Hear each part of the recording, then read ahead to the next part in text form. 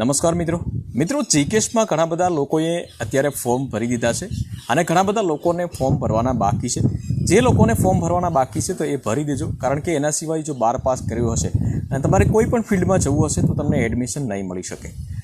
એ કેવી રીતે ફોર્મ ભરવું, રજિસ્ટ્રેશન કેવી રીતે કરવું એના વિશે ઓલરેડી વિડીયો આપણે ચેનલ ઉપર આવી ગયા છે બંને।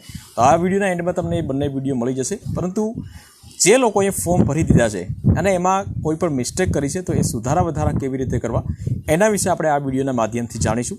સુધારા વધારા પણ તમે કરી શકો છો અને એના માટે તમે તમારા મોબાઈલથી જ, તમારી પાસે જે રજિસ્ટર્ડ મોબાઈલ હોય એ હોવો જોઈએ, તમે તમારા મોબાઈલથી જ 2-5 મિનિટની અંદર સુધારા વધારા કરી શકો છો અને સબમિટ પણ કરી શકો છો। તો સુધારા કેવી રીતે કરવા એના વિશે આપણે સ્ટેપ બાય સ્ટેપ માહિતી જાણીશું। તો વિડીયોને લાસ્ટ સુધી જોતા રહેજો। તો ચાલો શરૂ કરીએ।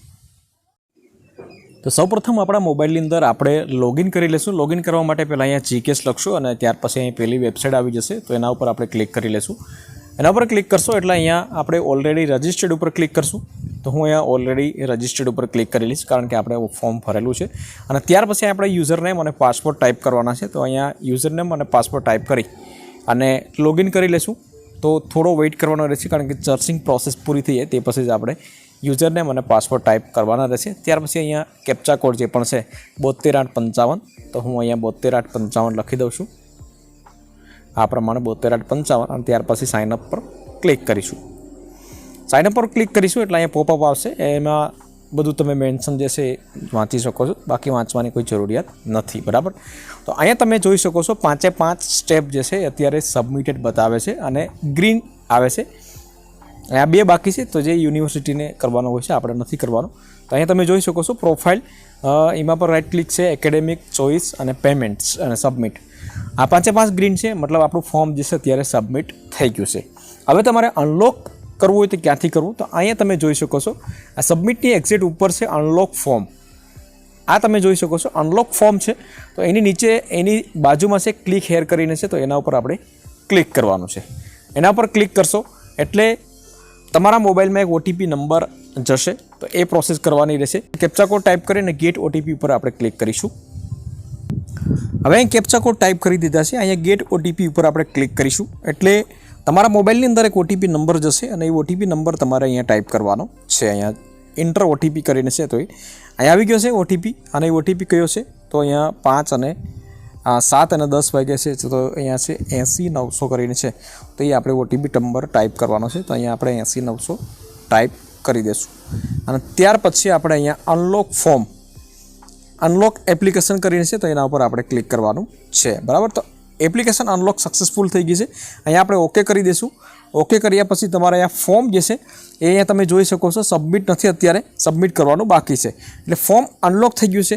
હવે તમારે કયા સ્ટેપમાં તમારે સુધારા વધારા કરવાના છે, તો એ સ્ટેપમાં તમારે જવાનું છે। દાખલા તરીકે પ્રોફાઇલમાં નામમાં કંઈ મિસ્ટેક કરી હોય તો પહેલા ઓપ્શનમાં જવાનું છે। એકેડેમિક મતલબ કે સ્કૂલને લગતી કોઈ પણ યુનિવર્સિટી, ચોઇસ, આ તે બધી વસ્તુ જે છે એમાં જવાનું છે।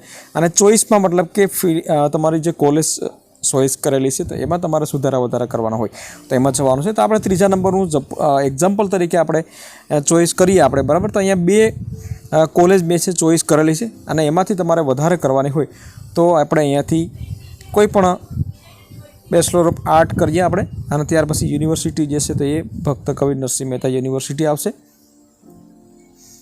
ત્યાર પછી બીજી એક યુનિવર્સિટી આપણે ચેક કરીએ મિત્રો। જો એક વ્યક્તિએ પ્રશ્ન પૂછ્યો હતો યુઝરે કે ભાઈ 2 યુનિવર્સિટીમાં આપણે ફોર્મ ભરી શકીએ કે નહીં, તો ટ્રાય કરીએ આપણે, જો ભરાતો હોય તો આપણે આગળ આવી જશે। Bachelor of art Gujarat technology, પહેલાં ભક્ત કવિ નરસિંહ મહેતા આપણે સિલેક્ટ કર્યું હતું, ત્યાર પછી આપણે અહીંયા જે પણ તમારો જિલ્લો હોય એ સિલેક્ટ કરો અને ત્યાર પછી આપણે અહીંયા ચોઇસ ઉપર ક્લિક કરીશું એટલે નીચેની જે કોલેજો જશે તો એ આવી જશે। તો અહીંયા તમે જોઈ શકો છો કોલેજો આવી નથી, બરાબર। એટલે આપણે અહીંયા ભક્ત કવિ નરસિંહ મહેતાનું જ રાખશું આપણે, અને ત્યાર પછી અહીંયા ગીર સોમનાથ રાખશું આપણે। આ ગીર સોમનાથ અહીંયા રાખી દીધું। અહીંયા ચોઇસ ઉપર ક્લિક કરીશું એટલે અહીંયા જે પણ કોલેજો જશે એ આવી જશે। તો અહીંયાથી આપણે કોલેજ કોઈ પણ એક જે છે સિલેક્ટ કરી લઈશું આપણે। સપોઝ કે હું અહીંયા આ તાલાળાવાળી જે કોલેજ છે એ સિલેક્ટ કરી લઉં છું, તો સિલેક્ટ કરવા માટે અહીંયા પ્લસ ઉપર આપણે ક્લિક કરીશું એટલે થોડી જ વારની અંદર અહીંયા આપણે 2 છે એને બદલે 3 થઈ જશે, તો અહીં 3 થઈ ગઈ છે। અને અહીંથી તમારે નીચે 7 નેક્સ્ટ ઉપર ક્લિક કરવાનું છે, તો અહીં 7 નેક્સ્ટ ઉપર ક્લિક કરીશ એટલે 3 કોલેજ સિલેક્ટ થઈ જશે। અહીં તમે જોઈ શકો છો ઇન્ફોર્મેટ અપડેટ સક્સેસફુલ થઈ ગયું છે। ત્યાર પછી તમે પેમેન્ટ પણ કરી દીધું છે, બરાબર. હવે તમારે અહીંયાથી ફાઇનલ સબમિટ કરવાનું છે.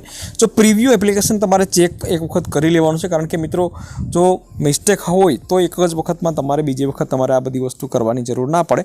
એટલા માટે પ્રિવ્યૂ એપ્લિકેશન ઉપર ક્લિક કરી અને અહીંયા તમારી ડિટેલ જે છે એ એક વખત તમે સ્ટેપ બાય સ્ટેપ ચેક કરી લો. તમને એવું લાગતું હોય કે અહીંયા તમારે સુધારા વધારા કરવાની જરૂરિયાત છે તો તમે બેક જઈ અને સુધારા વધારા કરી શકો છો. બાકી તમારે અહીંયા ફાઇનલ સબમિટ કરી દેવાનું છે સુધારા વધારા કરીને. તો અહીંયા ફાઇનલ સબમિટ થોડી ક્ષણોની અંદર થઈ જશે. અહીં તમે જોઈ શકો છો એપ્લિકેશન ફાઇનલ સબમિશન ડન. અહીંયા આપણે ઓકે કરી દઈશું અને અહીંયા તમે જોઈ શકો છો સબમિટ થઈ ગયું છે. અહીંયા તો આ પ્રમાણે તમારે કોઈ પણ સુધારા વધારા કરવાના હોય, મિસ્ટેક રહી ગઈ હોય તો કોઈ વાંધો નહીં, અનલોક કરી અને તમે ફોર્મ કમ્પ્લીટ ફિલઅપ કરી શકશો. વિડીયો ગમ્યો હોય તો વિડીયોને લાઇક કરી લેજો મિત્રો, શેર કરજો અને ચેનલ ઉપર નવા આવ્યા હોય તો ચેનલને સબસ્ક્રાઈબ જરૂરથી કરી લેજો.